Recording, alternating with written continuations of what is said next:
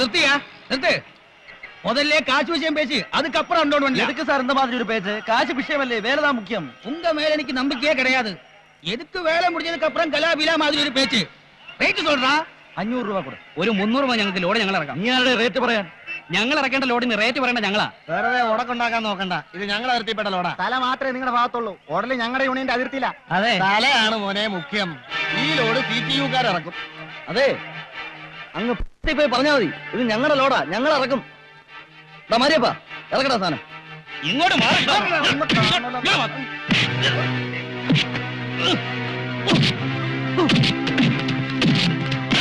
ഇങ്ങോട്ട് മാറാൻ അഹങ്കാരം കാണിക്കുന്ന നീ ആ വല്യേട്ടന്റെ കയ്യിൽ തഴമ്പ് കണ്ട?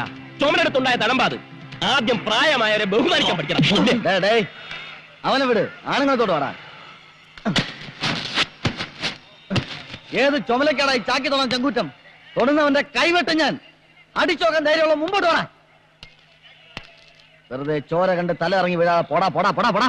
സ്വന്തം ചോരയിൽ മുക്കിയെടുത്താളായി ചോപ്പ്. ആ ചോര ഞരമ്പിലോടുന്ന കാലം വരെ ഞങ്ങൾക്ക് തന്റെ ഇടത്തിന് കുറവുണ്ടാവില്ല.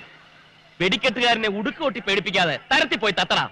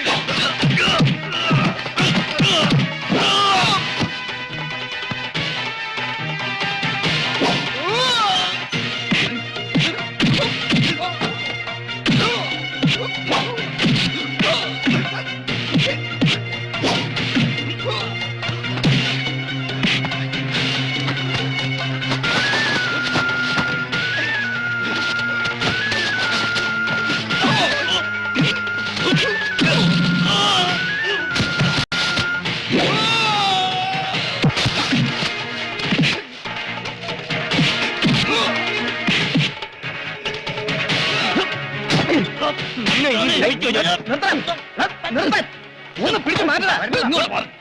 തമ്മിത്തല്ലി തലകീറുന്നത് കണ്ട് മുതലാളിമാർ ഒരുപാട് പേരുണ്ട് ഇവിടെ. അതിന്റെ നഷ്ടം നമുക്ക് തന്നെ. ഈ ലോഡ് നമുക്ക് 2 കൂട്ടർ കൂടെ ഇറക്കാം. അത് മതി മച്ചാനെ. നമ്മുടെ യൂണിയന്റെ ഐക്യം ഇവരെയൊക്കെ ഒന്ന് മനസ്സിലാക്കി കൊടുക്കണ്ടേ മച്ചാ? യൂണിയന്റെ കാര്യമൊന്നുമല്ല. പോക്കത്തരം കളിച്ചാൽ ഞാൻ വിടില്ല. ഇനി ഈ ലോഡ് ഞങ്ങൾ ഇറക്കുന്നില്ല. നീ തന്നെ കൊണ്ടുപോയി തിന്നാ വരുന്നടാ. ഇറക്കടാ ലോഡ്. നമ്മളെ ലോഡ് ഇറക്ക്. എന്ത് പറ്റി? കുറെ കാലമായാലും ഇങ്ങോട്ടൊക്കെ വന്നിട്ട്. കാര്യമുള്ളപ്പോ വന്നാ മതിയല്ല. എന്താ ഇപ്പൊ കാര്യം? എന്നും ഇങ്ങനെ അടിയും പിടിയും കുത്തും ഒത്തൂർപ്പായിട്ട് ഈ ചേരിയിൽ ഇങ്ങനെ കൂലിപ്പയെടുത്ത് തറന്നാ മതിയാ? അത് പറഞ്ഞ് മനസ്സിലാക്കാനാണ് ഇപ്പൊ ഇങ്ങോട്ട് വന്നത്. അല്ല, നിനക്കൊന്ന് കെട്ടിക്കൂടെ? ഒന്നേ കെട്ടും. അത് നല്ല തൊട്ട് മേടിച്ച് എന്നെ കെട്ടും. നല്ല സെറ്റപ്പ് ഉണ്ടാവുമ്പോ മതിയടേ. എങ്കിലൊരു സെറ്റപ്പ് ഉണ്ട്. ഒന്ന് പോടെ. കാണുമ്പോ കുറെ പുളു അടിച്ച് എന്നെ ഒരുമാതിരി ആക്കിയിട്ട് നീ അങ്ങ് പോകും. അതൊക്കെ വിട്. ഇതൊരു ഉഗ്രം കേസാ. നിനക്ക് മാത്രമേ പറ്റൂ. അത്ര ഡീസന്റ് പാർട്ടിയാണ്. നീ എത്രയാ പ്രതീക്ഷിക്കുന്നത്? ഒരു 20-25,000 രൂപ. 25,000 രൂപ? കുറച്ചു കൂടി പോയി. നമുക്ക് സംസാരിച്ചുറപ്പിക്കാം. എടാ, നിനക്ക് ഞാൻ 2.5 കോടി രൂപ സ്വത്തുള്ള ഒരു കോടീശ്വരിയെ കെട്ടിച്ച് തരും. ഒരുമാതിരി ഒരു ചായ. എടാ, ഞാൻ കളി പറഞ്ഞതല്ല. എനിക്ക് വേണ്ട. വേണ്ടേ? വേണ്ട. നിനക്ക് ജീവിതകാലം മുഴുവൻ കരക്കാരുടെ മത്തങ്ങ ചേന ചേമ്പ് ചുമക്കാനുള്ള വിധി. ഇനിയിപ്പൊ ഞാൻ ആരെ തപ്പിയെടുക്കേണ്ട ഈശ്വരാ? നീ സത്യം പറഞ്ഞാണോ? അതെ, എനിക്കും നിനക്കും കുറച്ച് ചിക്കിളി തരണ കേസാ. എഗ്രിമെന്റ് 50-50. പക്ഷേ ചെറിയ തരികിട കളിക്കണം. തരികിട എന്തായാലും ഈ കേസിൽ ഉണ്ടാവുമെന്നറിയാം. എന്താ തരികിട? അതൊക്കെ പറയാം മോനെ.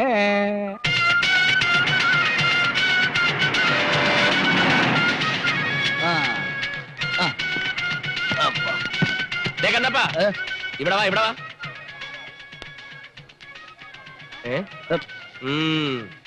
നീ ആരോട് ചോദിച്ചിട്ടാടേ ലോറി കയറിയത്? അതിപ്പോ ലോഡ് വന്നപ്പോ ഞാൻ ആര് ലോഡ് ഇറക്കണം ആര് ലോറി കയറണമെന്ന് ഞാൻ തീരുമാനിക്കും. മേലാ വണ്ടി വരുമ്പോ ചാടിക്കറിയ അടിച്ചിന്റെ കവാല കുട്ടി ഞാൻ പൊട്ടിക്കും. പോടാ കണ്ണപ്പാ, ഇവിടെ വാ. പകുതി ലോഡ് നീ ഇറക്കിക്കും. ഈ ഉപകാരം ഞാൻ ഒരിക്കലും മറക്കൂല മുതലാളി. പോ പോ പോ.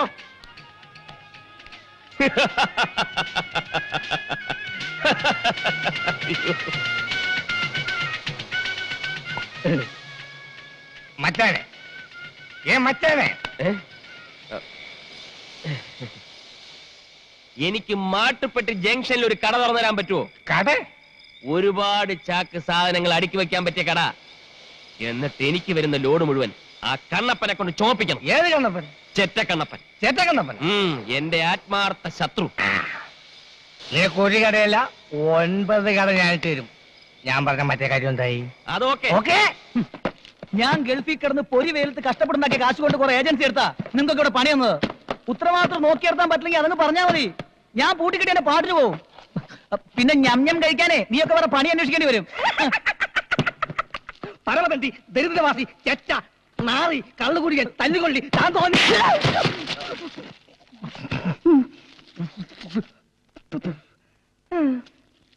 എന്താ ഇത്? അങ്ങനെ ഒരു ചെക്കനെ കിട്ടിയെന്ന് ഞാൻ പറഞ്ഞു വരികയായിരുന്നു. എങ്കിൽ പിന്നെ ഇങ്ങനെ ഒരു അടി കിട്ടാൻ നോക്കണ്ടായിരുന്നോ? അത് ശീലമായി പോയി. എന്റെ 50,000 അതൊക്കെ തരാം. പക്ഷെ അതിനു മുമ്പ് എന്റെ എല്ലാ പ്ലാനിങ്ങുകളും താൻ വ്യക്തമായിട്ട് അറിഞ്ഞിരിക്കണം. ആദ്യം അവരുടെ കല്യാണം, അത് കഴിഞ്ഞ് വധൂവരന്മാർ ആദ്യ രാത്രിയുടെ ലഹരിയിലേക്ക് മുഴുകുമ്പോ. ഓ മതി, നിർത്ത്. എന്തുപറ്റി?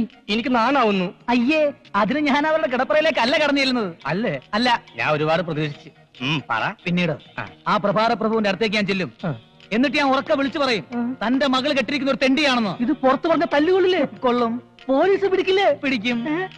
ചിലപ്പോ 1-2 മാസം ജയിലിൽ കിടക്കേണ്ടതായിട്ടും വരും.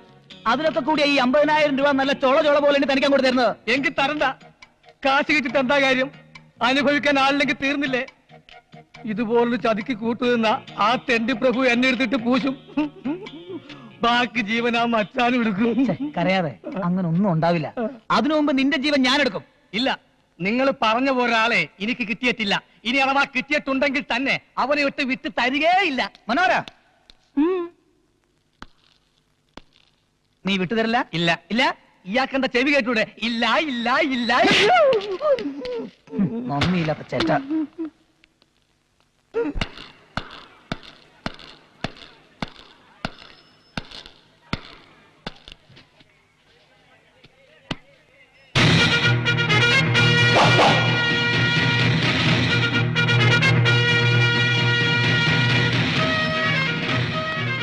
எவ்வளவு நோக்கி இருக்கிற களி? டேய் தங்கப்பா, எப்படி இருக்கா இந்த ஸ்டைல்? சூப்பர். உழைப்பாளி படத்துல ரஜினிகாந்த் மாதிரி இருக்கு.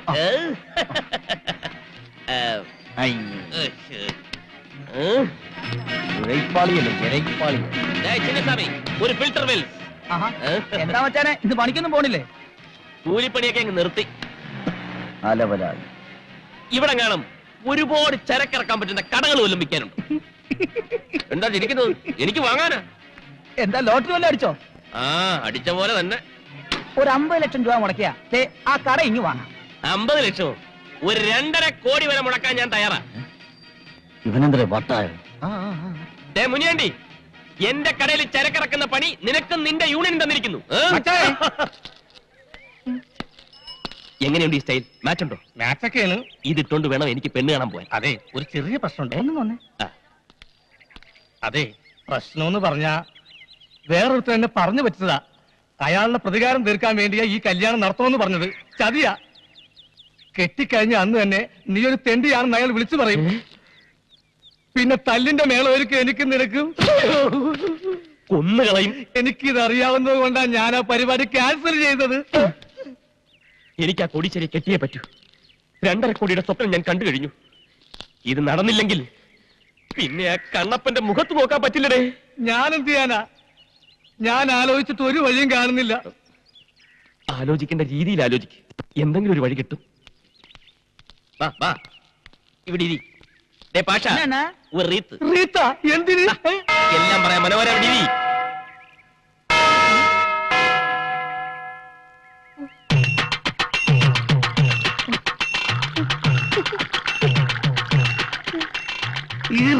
ഇഷ്ടമായി. ഈ റീത്തിന്റെ കൂടെ തൊട്ട് നിൽക്കാൻ ഒരു പൂച്ചണ്ട് കിട്ടുവാ. അതൊക്കെ പുറകെ വരും. ഇതങ്ങോട്ട് പിടി. ആ കുടി. എനിക്കൊരു ബുദ്ധി തെളിയുന്നുണ്ട്. ബുദ്ധി അത് കളാ. അത് ഈ തലയിൽ എങ്ങനെ വരാനാ? ബുദ്ധിയല്ല, കെണി. കെണിയ? ആ കുശാഗിന്റെ ബുദ്ധി. ഞാൻ ആദ്യം പറഞ്ഞ പെണ്ണിന് നീ കിട്ടുന്നില്ല. പിന്നെ പകരം ഇതേ ബുദ്ധി ഉപയോഗിച്ച് നമ്മൾ തൊട്ടടുത്ത വീട്ടിൽ കയറുന്നു. ആ വീട്ടിലെ കോടീശ്വരനായ മരമണ്ണ തന്തയെ വളക്കുന്നു. അയാളുടെ സുന്ദരിയായ ഒരു മകളെ മച്ചാൻ സ്നേഹിക്കുന്നു, അതിൽ വിജയിക്കുന്നു, പിന്നെ കെട്ടുന്നു. ഒരു 100 റെത്ത്. പക്ഷെ കെട്ട് കഴിഞ്ഞ ഒരു 5 ലക്ഷം രൂപ നീ കമ്മീഷനായി തരണം. നീ എന്താ ആലോചിക്കുന്നേ? എന്നാലും കുറെ കാലം കഴിയുമ്പോ ഞാനൊരു കൂലിയാണെന്ന് അറിഞ്ഞാലും മാക്സിമം അറിയാതിരിക്കാൻ നോക്കണം. പിന്നെ അറിയുമ്പോഴേക്ക് മൊത്തം അടിച്ചിരുത്തോണ്ട് മുങ്ങിയിരിക്കണം. അടുത്ത ബസ്സിൽ പുറപ്പെടാം. ബസ്സാ? ഈ നിമിഷം മുതൽ മറ്റാ കോടീശ്വരനാണ്. കോടീശ്വരൻ. Coat must, tie must, suit must, driver must. ഇത്രയും കാര്യങ്ങൾ മസ്റ്റാണ്. മസ്റ്റാണ്. എന്നാൽ ഉണ്ണികൃഷ്ണൻ മസ്റ്റ്. നല്ല മനസ്സോടെ ഡീസന്റ് ആയിട്ട് നടക്കുമ്പോ തല്ല് കിട്ടണ നാടേത്. എന്നോടൊന്നും പറയണ്ട മച്ചാനെ. ഈ ചതിക്കെങ്ങാനും കൂട്ടു നിന്നെന്ന് പറഞ്ഞ അച്ഛൻ എന്നെ കൊന്നുകളയും. ചേരിയിലെ പെണ്ണുമായി നീ പ്രേമത്തിലാണെന്ന് നിന്റെ അച്ഛൻ അറിഞ്ഞാലോ? ആ പെണ്ണിനെ പ്രേമിച്ച് പറ്റിക്കാൻ വേണ്ടി അവളുടെ പുറകെ നടക്കുകയാണെന്ന് ആ റൗഡി രാജപ്പനോട് ഞാൻ പറഞ്ഞാലോ? ആ രാജപ്പനെയും തങ്കപ്പനെയും നിന്റെ അച്ഛന്റെ അടുത്തേക്ക് പറഞ്ഞു വിടട്ടാ. ഞാൻ പോയാലും വിളിക്കട്ടെ മച്ചാനെ. നീ ചെല്ലു മനോഹര. ഞാൻ ക്യാഷായിട്ട് വല്ല സഹായം ചെയ്താ പോരെ? അതും വേണം. പിന്നെ മറ്റു ചില ചെറിയ ചെറിയ സഹായങ്ങളും ചെയ്തു തന്നെ. ഒരു ചെറിയ കാറ്, ചെറിയ ചെറിയ ഡ്രസ്, ഒരു ചെറിയ ഡ്രൈവർക്ക് ഞാനവിടെ പോവും. പറയുമ്പോ മറ്റൊന്നും തോന്നരുത്. ഇപ്പൊ നിന്നേക്കാ പറ്റിയ ഒരു ഡ്രൈവറെ എനിക്ക് കിട്ടാൻ പ്രയാസമാണ്. ഞാനോ? അതെ, നീ എന്റെ കൂടെ ഉണ്ടെങ്കിൽ ഈ കാശുകാരുടെ സ്റ്റൈലും കാര്യങ്ങളൊക്കെ നിനക്ക് എനിക്ക് പറഞ്ഞുതരാൻ കഴിയും. വളരെ ഈസി ആയിട്ട് നിനക്ക് ചെന്താമരയെ കെട്ടാനുള്ള വിദ്യ ഞാൻ പഠിപ്പിച്ചു തരികയും ചെയ്യാം. അച്ഛനറിഞ്ഞാലോ? എടാ മണ്ടൂസേ, നീ കെട്ടി ഒരു കൊച്ചു ഉണ്ടായ ശേഷം നിന്റെ അച്ഛൻ അറിയും. അതിനുള്ള വഴിയൊക്കെ മച്ചാന്റെ കയ്യിലുണ്ട്. അതിന്റെ സ്പെഷ്യലിസ്റ്റ് ആണ് മച്ചാൻ. എന്നാ പിന്നെ ഞാൻ വരാം. വേറെ മാർഗം ഇല്ലാത്തോണ്ടാണ് ഞാൻ. എന്നാ നമുക്ക് പുറപ്പെടാം. നിക്ക്, ഈ വേഷം ഇട്ടോണ്ടാ നീ ആ വീട്ടിൽ പോണത്? എങ്ങനെയുണ്ട്? നല്ല തറപ്പാണ്ടി ലുക്ക്. പോരാത്തതിന് അവന്റെ ഒരു വീരപ്പ മീശയും ഒരു വീതുളി കൃതാവും. ഇതൊന്നും ശരിയല്ലല്ലേ?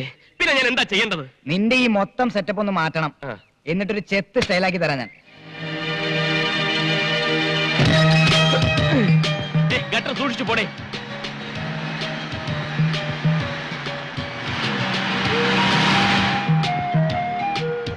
വെളിയിൽ നിന്നുള്ള അണ്ടിയുടെ വരവോടെ നമ്മുടെ അണ്ടിക്ക് മാർക്കറ്റില്ലാണ്ടായി പോയി. കച്ചവടമൊക്കെ നഷ്ടത്തിലാണ്. കൂടുതൽ ആളുകൾ പണി ചെയ്യുന്ന സ്ഥലം ഇതാണോ? ആ, പിന്നെ കാണാം. സ്ഫോടനം. അണ്ടി കമ്പനി ആളിക്കത്തുന്നു. പ്രാണസാർത്ഥം ഓടുന്ന തൊഴിലാളി തരണീമേഖല അത് കോൺസെപ്റ്റോട്ടിലാണ്. തീവ്രവാദികൾ കാവടി പ്രവേശിക്കാം. പിന്നെ വെടിയോട് വെടി. ആ വെടിയിൽ ചില്ലു ജനാലകൾ തകരുന്നു. അതിന് പ്രത്യേക സ്റ്റോട്ട്. ഇവിടെയാണ് ബോംബ് വെക്കാൻ പറ്റിയ സ്ഥലം. പിന്നെ ഒരു പൊട്ടിത്തെറി. പൊട്ടിത്തെറിയല്ല, മുഖം പൊത്തി അടിയാണ് വേണ്ടത്. എന്റെ അണ്ടി ഫാക്ടറി ആരാണ് ബോംബ് വെക്കാൻ നിന്നോട് പറഞ്ഞത്? ആ പ്രഭാരപ്രഭുവല്ലേ? പറ. ഈ കോണാൻ കെട്ടി വേഷം മാറി നടന്നാൽ ഞാൻ തിരിച്ചറിയില്ലെന്ന് വിചാരിച്ചോളൂ ബ്രോക്കറെ.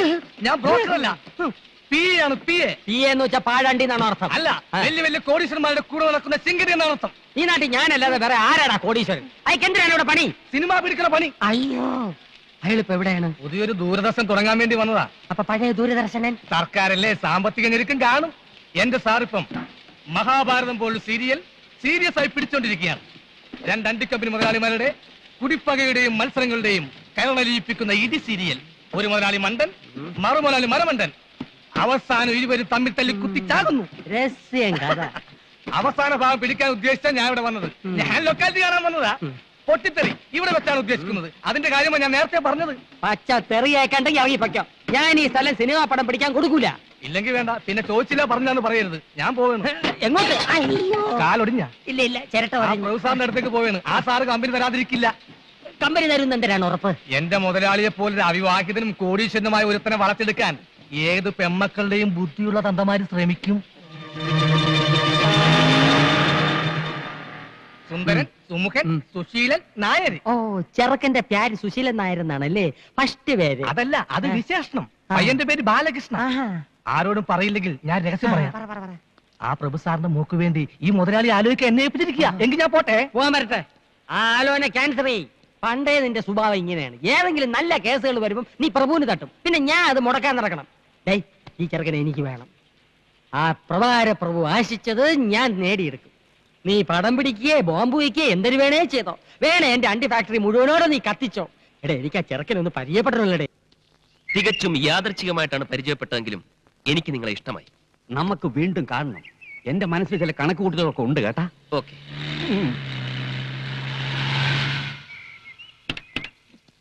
അവൻ മുമ്പേ എത്തി. ഓടുന്ന പട്ടിക്ക് ഒരു മുഴം മുൻപേ.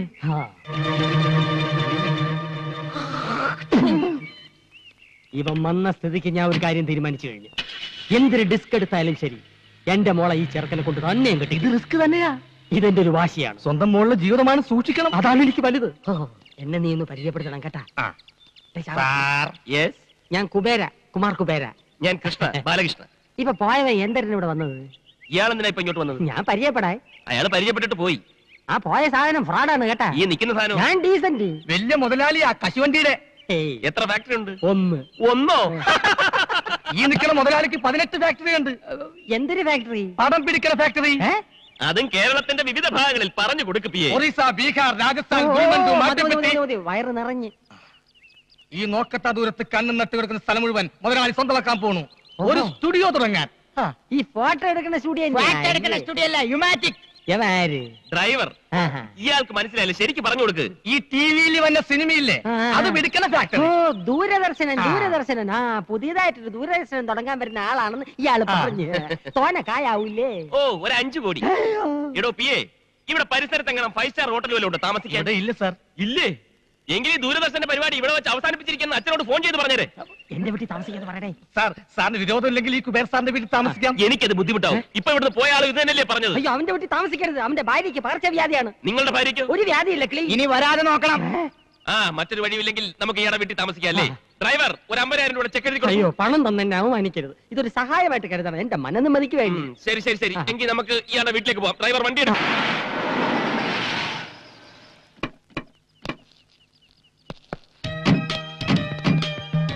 ഇതാണ് എന്റെ ഭവനം. അപ്പൊ അതോ?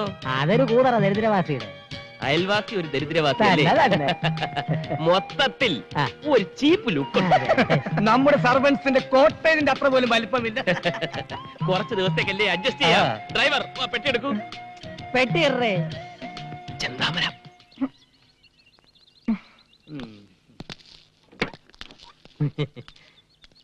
എടടേ, എന്താ എന്താ ഇവൻ എന്തോന്ന് ഇത് 10 കിലോ പെട്ടി വെച്ച് തിരിഞ്ഞു കളിക്കുന്നത്? തട്ടി തോളിക്കെട്ടടാ. കേട്ടടേ, തട്ടി തോളിക്കെട്ടടാ. കേട്ടടാ. ഇങ്ങോട്ട് പറയേ. ഇതൊക്കെ ഒരു നേക്കാ. ഇത്രേ ഉള്ളൂ. ഈസി അല്ലേ? തൊഴിലെന്താണെന്ന് ഇപ്പോഴാ അറിയിക്കണ. എന്തൊരു രണ്ടും കൂടെ കിട്ടാരെ ഈ പറയുന്നത്? മുതലാളിയുടെ ഒരു കാര്യം കണ്ട തൊഴിലാളിയാണെന്ന് ആരും പറയൂ. എടേ, അറിഞ്ഞുകൂടാത്ത വേലകൾ പറഞ്ഞു കൊടുക്കണേന് ഒരു തെറ്റുമില്ല. അത് ശരിയാ. നീ എന്തോന്ന് തലയിൽ ലോഡും കെറ്റി മിഴുങ്ങിയാ നിൽക്കുന്നത്? അകത്തോണ്ട് പോയി തട്ട്. അയ്യോ, അവ എന്നെ തട്ടി കൊണ്ട് അകത്തു വയ്യടേ. ചുമട് അകത്തുകൊണ്ട് തട്ടാ ഇപ്പൊ പറഞ്ഞു. ഈ ഭാഷകൾ എങ്ങനെ പഠിച്ച്? ഇവന്മാരോട് സംസാരിക്കാൻ വേണ്ടി മുതലാളി ട്യൂഷൻ എടുത്ത് പഠിച്ചതാ തന്നെ. ഇറങ്ങി നിൽക്കുന്ന ചെവല കൂതറ.